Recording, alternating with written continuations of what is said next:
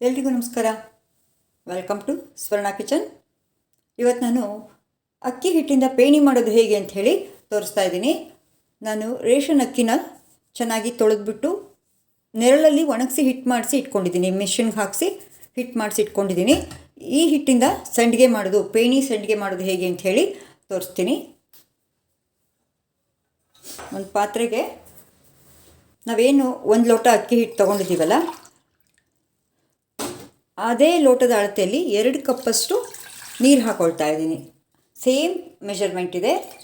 ಸ್ವಲ್ಪ ಹೆಚ್ಚು ಕಮ್ಮಿ ಆದರೂ ನಡೆಯುತ್ತೆ. ನೀರು ಒಂದು ಸ್ವಲ್ಪ ಕೂಡಿಸ್ಕೊಳ್ಳೋದು ಮಾತ್ರ ವ್ಯತ್ಯಾಸ ಆಗುತ್ತೆ. ನೋಡಿ, 2 ಕಪ್ ಹಾಕಿದ್ದೀನಿ. ಸ್ವಲ್ಪ ಉಪ್ಪು ಸೇರಿಸ್ತಾ ಇದ್ದೀನಿ. ಒಂದು ಅರ್ಧ ಸ್ಪೂನ್ ಸೇರಿಸ್ಕೊಳ್ಬೋದು. ಬೇಕು ಅಂದರೆ ಇನ್ನೊಂದು ಚೂರು ಸೇರಿಸಿದ್ರೆ ಒಳ್ಳೆಯದು. ಜಾಸ್ತಿ ಆದರೆ ಬೇಗ ಉಪ್ಪು ಹತ್ಕೊಂಡ್ಬಿಡುತ್ತೆ ಸಂಡಿಗೆಗೆ. ಒಂದು ಅರ್ಧ ಸ್ಪೂನಷ್ಟು ಎಣ್ಣೆ ಕೂಡ ಹಾಕ್ಕೊಳ್ತಾ ಇದ್ದೀನಿ. ಜೊತೆಗೆ ಈ ಸಂಡಿಗೆಗೆ ಬೇಕಾಗಿರುವಂಥ ಮುಖ್ಯವಾದ ಇಂಗ್ರೀಡಿಯೆಂಟ್ಸ್ ಅಂದರೆ ಇಂಗನ್ನು ನಾನು ಈ ರೀತಿಯಾಗಿ ನೀರಲ್ಲಿ ನೆನೆಸಿಟ್ಕೊಂಡಿದ್ದೀನಿ. ಇದಿಷ್ಟನ್ನು ಹಾಕ್ಬಿಡೋಣ. ಇಂಗಿನ ವಾಸನೆ ಘಮ ಅಂತ ಇದ್ದಷ್ಟು ಸಂಡಿಗೆ ತುಂಬ ಚೆನ್ನಾಗಿರುತ್ತೆ. ಇವಾಗ ಇದನ್ನು ಒಲೆ ಮೇಲೆ ಕುದಿಯೋಕ್ಕೆ ಇಟ್ಕೊಂಡು ಬಿಡೋಣ. ಇದು ಚೆನ್ನಾಗಿ ಕುದೀಲಿ.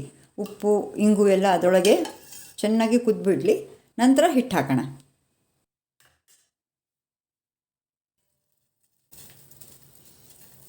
ಇವಾಗ ನೀರು ಚೆನ್ನಾಗಿ ಕುದೀತಾ ಇದೆ.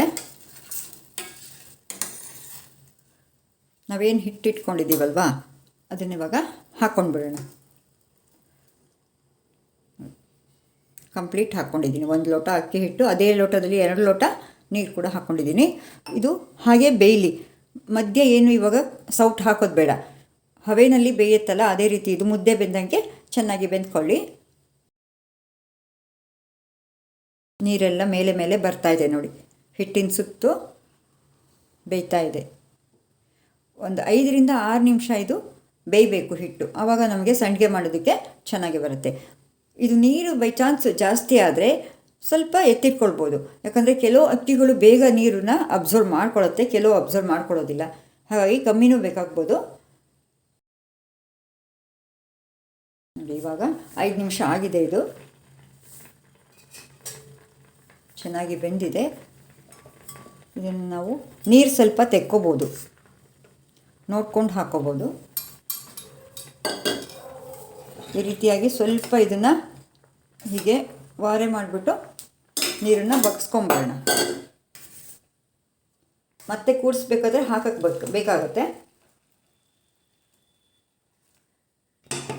ನೀರು ಕಮ್ಮಿ ಇಟ್ಕೊಂಡ್ರೂ ಬರುತ್ತೆ, ಬಟ್ ಚೆನ್ನಾಗಿ ಬೇಯಬೇಕು ಅಂದರೆ ನೀರು ಚೆನ್ನಾಗಿರಬೇಕು. ನಾನು ಈ ರೀತಿಯಾಗಿ ದೋಸೆ ಮಾಡುವಂಥ ಮೊಗಚಿಕಾಯಿ ಇಟ್ಕೊಂಡಿದ್ದೀನಿ. ಅಂದರೆ ಮುದ್ದೆ ಮಾಡೋ ಕೋಲು ಅದೇ ರೀತಿಯಾಗಿ ಯಾವ್ದಾರು ಇಟ್ಕೊಳ್ಬೋದು. ನೀರು ಕಮ್ಮಿ ಹಾಕಿದ್ರಷ್ಟು ನಮಗೆ ಬೇಯೋದಕ್ಕೆ ತುಂಬ ಕಂಜೆಸ್ಟ್ ಆಗುತ್ತೆ. ಮತ್ತು ಬೇಯೋದಿಲ್ಲ, ಅದು ಅರ್ಧಂಬರ್ಧ ಬೆಂದ್ಬಿಡುತ್ತೆ, ಗಂಟು ಆಗಿಬಿಡುತ್ತೆ. ಹಾಗಾಗಿ ಸ್ವಲ್ಪ ನೀರು ಹೆಚ್ಚಿಗೆ ಇಟ್ಕೊಳ್ಳೋದೇ ಒಳ್ಳೆಯದು. ನೋಡಿ, ಈಗ ಇನ್ನೊಂದು ಸ್ವಲ್ಪ ಇದಕ್ಕೆ ನೀರು ಹಿಡಿಸುತ್ತೆ, ಹಾಕ್ಕೊಳ್ಳೋಣ.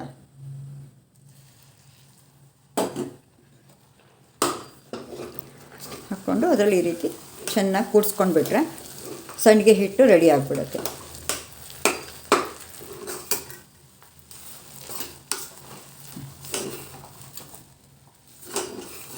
ತೊಳೆದ ಅಕ್ಕಿ ಹಿಟ್ಟಿದ್ಬಿಟ್ರೆ ನಿಮಗೆ ಸಂಡಿಗೆ ಚೆನ್ನಾಗಾಗುತ್ತೆ. ಒಣ ಅಕ್ಕಿ ಹಿಟ್ಟಿದ್ರೆ ಸ್ವಲ್ಪ ಸಂಡಿಗೆ ಪುಡಿ ಆಗಿಬಿಡುತ್ತೆ. ಇದಾದರೆ ಅಷ್ಟು ಬೇಗ ಪುಡಿ ಆಗೋಲ್ಲ. ನಾವು ಹೇಗೆ ಮಾಡಿದ್ರೂ ಹಾಗೆ ಬರ್ತಾ ಇರುತ್ತೆ. ಒರಳಲ್ಲಿ ಹಾಕಿದಾಗ ಚೆನ್ನಾಗಿ ಫ್ಲೋ ಆಗುತ್ತೆ. ನೋಡಿ, ಆಯಿತು, ಬೆಂದಿದೆ. ಇವಾಗ ಇದನ್ನು ಒಂದು 5 ನಿಮಿಷ ಹಾಗೆ ಮುಚ್ಚಿಟ್ಬಿಡೋಣ. ಸ್ಮೂತಾಗಿ ಬೆಂದಿದೆ ಅಕ್ಕಿ ಹಿಟ್ಟು, ತುಂಬ ಸ್ಮೂತಾಗಿ ಬೆಂದಿದೆ. ಮತ್ತು ಎಣ್ಣೆ ಕೂಡ ನೀವು ಜಾಸ್ತಿ ಹಾಕಬಾರ್ದು. ಯಾಕಂದರೆ ವರ್ಷಗಟ್ಟಲೆ ಇದು ಇದ್ದರೆ ಸ್ವಲ್ಪ ಗಂಟು ವಾಸನೆ ಬಂದುಬಿಡುತ್ತೆ ಎಣ್ಣೆ ಹಾಕಿದಾಗ. ಅದಕ್ಕೆ ಒಂದು ಚೂರು ಹಾಕ್ಕೊಳ್ಬೇಕು. ಏನಪ್ಪ, ಸ್ವಲ್ಪ ಸ್ಮೂತ್ನೆಸ್ ಬರೋದಕ್ಕೆ ಹಾಕ್ಕೊಳ್ಬೇಕು. ಇವಾಗ ಒಂದು ಪ್ಲೇಟನ್ನು ಮುಚ್ಚಿ ಇನ್ನೂ ಒಂದು 2 ಮಿನಿಟ್ಸ್ ಮಾತ್ರ ಇದನ್ನು ಹೀಗೆ ಬಿಟ್ಬಿಡೋಣ. ಗ್ಯಾಸ್ ಫ್ಲೇಮ್ ತುಂಬ ಸಣ್ಣದಾಗಿ ಮಾಡಿರ್ತೀನಿ. ಇವಾಗ ಇದು ಹಿಟ್ಟು ಕರೆಕ್ಟಾಗಿ ನೀರೆಲ್ಲ ಹೀರ್ಕೊಂಡು ಚೆನ್ನಾಗಿ ಬೆಂದು ಬಾವಿಸೋದು ಅಂತ ಹೇಳ್ತೀವಲ್ವ, ಅನ್ನ ಎಲ್ಲ ಮಾಡಬೇಕಾದ್ರೆ ಯಾವ ರೀತಿ ಬಾವಿಸ್ತೀವಿ ಅಂತ ಆ ಥರ ನೀರೆಲ್ಲ ತುಂಬ ಅಬ್ಸರ್ವ್ ಮಾಡ್ಕೊಂಡಿದೆ. ಈಗ ಇದನ್ನು ಆಫ್ ಮಾಡ್ಕೊಂಡ್ಬಿಡೋಣ.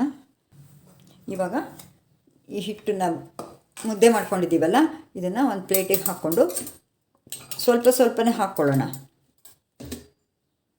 ನೀರು ಎತ್ತಿಟ್ಕೊಂಡಿದ್ದೀವಲ್ವಾ, ಎಕ್ಸ್ಟ್ರಾ ಆಗಿರೋ ನೀರು ಸ್ವಲ್ಪ ಬೆಚ್ಚಗಿದೆ, ಅದಕ್ಕೆ ಸ್ವಲ್ಪ ತಣ್ಣೀರು ಹಾಕ್ಕೊಂಡು ಇದೇ ನೀರಿಗೆ ನಾವು ಹಿಟ್ಟನ್ನು ಕೈ ಅದ್ಕೊಂಡು ಹಿಟ್ಟನ್ನು ರೆಡಿ ಮಾಡ್ಕೊಳ್ಳೋಣ. ತುಂಬ ಬಿಸಿ ಇರುತ್ತಲ್ಲ, ಹಾಗಾಗಿ ಇದು ಆದಷ್ಟು ಬಿಸಿನಲ್ಲೇ ಮಾಡಬೇಕು. ನೀವು ತಣ್ಣಗಾದ್ಮೇಲೆ ಮಾಡಿದ್ರೆ ತುಂಬ ತುಂಬ ಗಟ್ಟಿಯಾಗಿಬಿಡುತ್ತೆ, ಅದು ಮಾಡೋಕ್ಕೆ ಕಷ್ಟ ಆಗುತ್ತೆ, ಸಂಡಿಗೆ ಹಿಂಡೋದಕ್ಕೆ ಬರೋದಿಲ್ಲ ಅದು. ನೋಡಿ, ನಾವು ಕರೆಕ್ಟಾಗಿ ನೀರು ಇಟ್ಬಿಟ್ಟು ಮಾಡಿರೋದಕ್ಕೆ ಹಿಟ್ಟು ಒಂಚೂರು ಕೈಗೆ ಮೆತ್ತನೂ ಇಲ್ಲ, ಎಷ್ಟು ಬೇಗ ನಾದೋದು ಬೇಡ, ಆ ರೀತಿಯಾಗಿ ನಿಮಗೆ ತುಂಬ ಬೆಣ್ಣೆ ಥರ ಆಯಿತು ಹಿಟ್ಟು.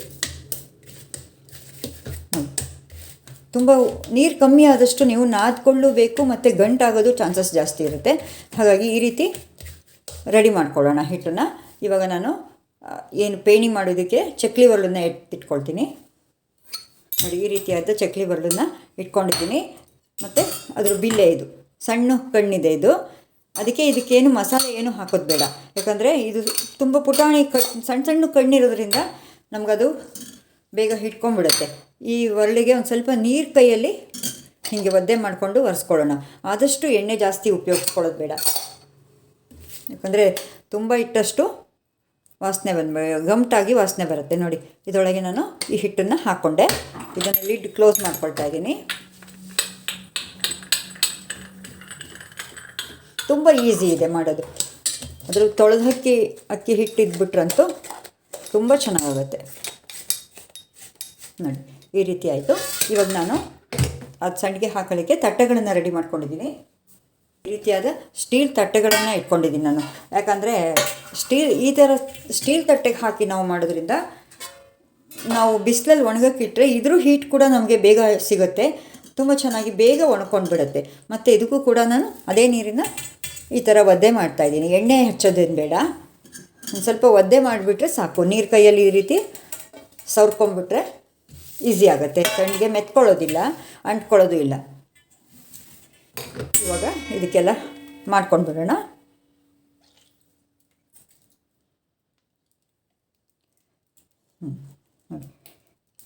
ಈ ರೀತಿಯಾಗಿ ಬಿಸಿ ಇದ್ದಾಗಲೇ ಚೆನ್ನಾಗಿ ಬರೋದು.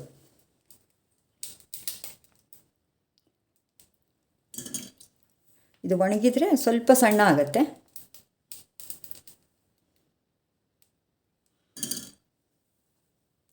ಹತ್ತತ್ರ ಹಾಕ್ಕೊಳ್ಬೇಕು.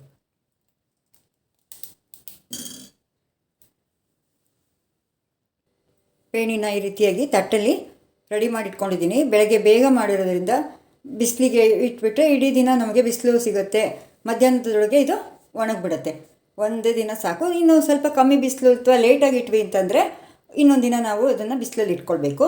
ಯಾವುದೇ ಕಾರಣಕ್ಕೂ ಆರಿದ ಮೇಲೆ ಮಾತ್ರ ಮಾಡೋಕ್ಕೆ ಹೋಗಬೇಡಿ, ಯಾಕಂದರೆ ತುಂಬ ಟೈಟ್ ಆಗಿಬಿಡುತ್ತೆ, ಪೇಣಿ ಹಾಕೋಕ್ಕೆ ಬರೋದಿಲ್ಲ. ಆವಾಗ ಏನು ಮಾಡಬೇಕು, ನೀವು ಚೆನ್ನಾಗಿ ನಾದ್ಬಿಟ್ಟು ಸ್ವಲ್ಪ ಬಿಸಿನೀರಿನ ಮೇಲೆ ಅದನ್ನು ತಟ್ಟೆನಲ್ಲಿ ಮುಚ್ಚಿಟ್ಕೊಳ್ಬೇಕು. ಆವಾಗ ಅದು ಹಿಟ್ಟು ಬಿಸಿ ಬಿಸಿಯಾಗೇ ಇರುತ್ತೆ. ಆರಿದರೆ ತುಂಬ ಬಿಗಿ ಬರುತ್ತೆ, ಮಾಡೋದು ತುಂಬ ಕಷ್ಟ ಆಗುತ್ತೆ.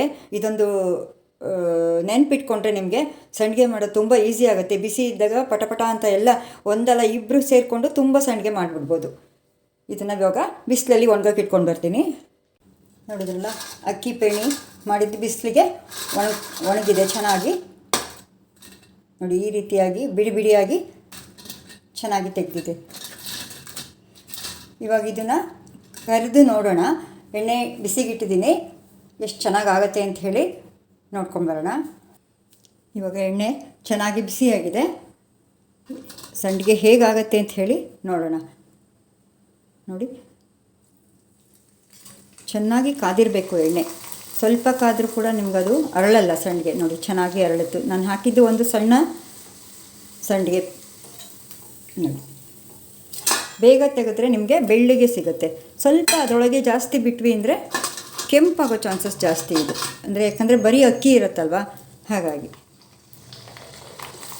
ನೋಡಿ, ತುಂಬ ಈಸಿ ಇದೆ, ತಿನ್ನೋಕ್ಕೂ ತುಂಬ ರುಚಿಯಾಗಿರುತ್ತೆ. ಮತ್ತು ಗೆಸ್ಟು ಮನೆಗೆ ಯಾರು ಬಂದಾಗ ನಾವು ಸಿಂಪಲ್ಲಾಗಿ ಅಡುಗೆ ಮಾಡಿಬಿಟ್ಟು ಒಂದು ಹಪ್ಪಳ ಸಂಡಿಗೆ ಕರೆದ್ರೆ ಒಂದು ಸ್ಪೆಷಲ್ಲಾಗಿ ಊಟ ರೆಡಿ ಆಗುತ್ತೆ. ನೋಡಿ, ತುಂಬ ಲಘು ಇರುತ್ತೆ, ಅಂದರೆ ಲಘು ಅಂದರೆ ಕ್ರಿಸ್ಪಿ ಇರುತ್ತೆ ತುಂಬ. ನಾವು ಇದನ್ನು ಬೇಗ ಕರೆದ್ಬಿಟ್ಟು ಒಂದು ಏರ್ ಟೈಟ್ ಬಾಕ್ಸಿಗೆ ಹಾಕಿ ಇಟ್ಬಿಟ್ರೆ ನಿಮಗೆ ಒಂದು 2 ಡೇಸ್ ಕೂಡ ಇದು ಹಾಗೇ ಇರುತ್ತೆ.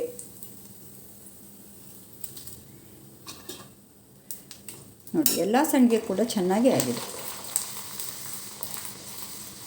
ಇದಕ್ಕೆ ಹೆಚ್ಚು ಯಾವುದೇ ಥರ ಮಸಾಲೆಗಳು ಕೂಡ ಬೇಡ, ಉಪ್ಪು ಇಂಗು ಅಷ್ಟೇ ನಿಮಗೆ ಬೇಕಾಗಿರೋದು. ಇದು ಅಕ್ಕಿ ಪೇಣಿ ಎಷ್ಟು ಚೆನ್ನಾಗಿ ಬಂದಿದೆ, ಬೆಳ್ಳಗೂ ಕೂಡ ಬಂದಿದೆ, ತುಂಬ ಈಸಿ ಕೂಡ ಇದೆ. ನೀವು ಕೂಡ ಇದನ್ನು ಮನೆಯಲ್ಲಿ ಟ್ರೈ ಮಾಡಿ ಕಮೆಂಟ್ಸ್ ಮೂಲಕ ತಿಳಿಸಿ. ಹಾಗೆ ಈ ವಿಡಿಯೋ ಇಷ್ಟ ಆದರೆ ಖಂಡಿತವಾಗ್ಲೂ ಸಬ್ಸ್ಕ್ರೈಬ್ ಮಾಡ್ಕೊಳ್ಳಿ ನಮ್ಮ ಚಾನಲ್ನ. ಹಾಗೆ ಲೈಕ್ ಕೊಡಿ, ಶೇರ್ ಮಾಡೋದನ್ನು ಮರಿಬೇಡಿ. Thank you.